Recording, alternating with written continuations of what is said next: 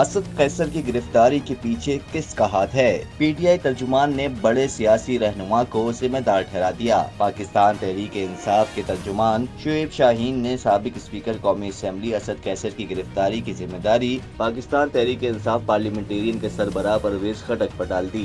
شعیب شاہین نے نجی T V سے بات کرتے ہوئے کہا کہ انہیں اسد قیصر نے خود پرویز خٹک کے کردار سے متعلق بتایا تھا۔ شعیب شاہین کا کہنا تھا کہ اسد قیصر نے پرویز خٹک کی ایک حریف کو پی ٹی آئی میں شامل کروایا تھا، اس لیے اسد قیصر کی معلومات کے مطابق پرویز خٹک کا ان کی گرفتاری میں کردار ہے۔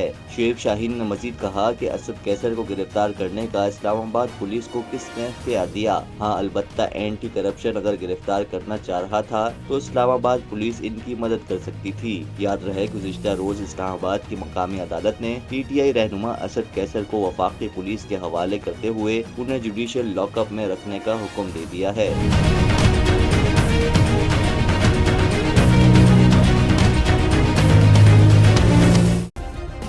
سبسکرائب کریں اور بیل دبائیں تاکہ کوئی خبر رہ نہ جائے۔